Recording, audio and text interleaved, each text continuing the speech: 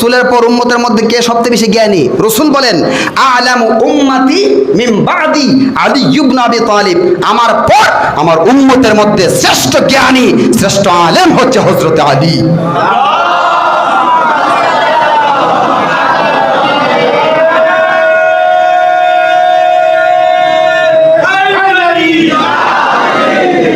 শুধু তাই না, আরেকটা হাদিস মাশহুর, রসুল বলেন আনা মাদিনাতুল ইলম ওয়া আলিয়ুম বাবুহা, আমি ইলমের শহর, আলী তার দরজা। ফামান আরাদাল মাদিনাতা ফালইয়াতিল বাব, সুতরাং কেউ যদি সেই শহর থেকে ইলম নিতে চাও আলী নামক দরজা দিয়ে আসতে হবে। বলে সুবহানাল্লাহ। এই হাদিস শোনার পর আব্দুল্লাহ ইবনে আব্বাস রাদিয়াল্লাহু তাআলা আনহু, রসুলের চাচাতো ভাই, মাওলা আলীরও চাচাতো ভাই, আব্বাসের ছেলে, উনি ছিল রাইসুল মুফাসসিরিন আব্বাস, আব্দুল্লাহ ইবনে আব্বাস। উনি রাত্রেবেলা মৌলা আলীর কাছে গেলেন, হে মৌলা আলী, রসুল তো বলছে আপনি দরজা, আপনার দ্বারস্থ হতে হবে ইলিম নিতে হলে, আজকে আসছি, আজকে আপনার থেকে ইলিম অর্জন করব। মৌলা আলী বললেন, হে ইবনে আব্বাস, তুমি কিসের জ্ঞান অর্জন করতে চাও? ইবনে আব্বাস বললেন, আমি কোরআনে তাফসির নিয়ে বেশি গবেষণা করি, তো তাফসিরের জ্ঞান আপনার থেকে অর্জন করব। মৌলা আলী ওনাকে নিয়ে ঈশান নামাজের পর বসলেন, সারা রাত্র শেষ হয়ে ফজরের ওয়াক্ত শুরু হয়ে গেল, এখনো বিসমিল্লাহির রহমানির রহিমের বা অক্ষরে তাফসির শেষ হয় নাই।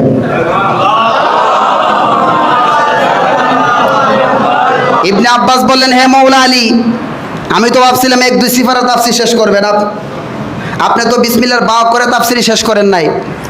তখন মৌলা আলী বলল, শোনো, আসমানি যত গ্রন্থসমূহ আছে সমস্ত গ্রন্থের ইলিম আল্লাহ কোরআনে ঢুকাইছে, সমস্ত কোরআনে যা আছে কোরআনের সারমর্ম আল্লাহ সূরা ফাতিহাতে ঢুকাইছে, সমস্ত সূরা ফাতিহাতে যা আছে সূরা ফাতিহার সারমর্ম আল্লাহ বিসমিল্লাহির রহমানির রহিমে ঢুকাইছে, বিসমিল্লাহির রহমানির রহিমে যা আছে বিসমিল্লাহির রহমানির রহিমের সম্পূর্ণটা সারমর্ম আল্লাহ বিসমিল্লাহর বান নিচে নোক্তার ভিতর ঢুকাই দিয়েছে। তাহলে বোঝা যায় বিসমিল্লাহর বান নিচে নোক্তার ভিতর আল্লাহর তামাম ইলিম আল্লাহ ঢুকাই দিয়েছে। এই বান নিচে নোক্তার মর্যাদা আছে না নাই? মৌলা আলী বলেন, হে ইবনে আব্বাস, সেই নোক্তাটি কি তুমি জানো? না, আমি তো জানি একটা ফুটা, একটা বিন্দু। মৌলা আলী বলেন, না, এই নক্তার পরিচয় জানো, তারপরে তাফসীর শিখো। আগে বান নিচে নক্তা ছিল। সুবহানাল্লাহ। হে মৌলা বলেন সেই নক্তাকে। মৌলা আলী বলেন, আনা নুকতাতুল্লাতি তাহতাল বাই, বান নিচে নক্তাটি আমি আলী আল মুর্তজা।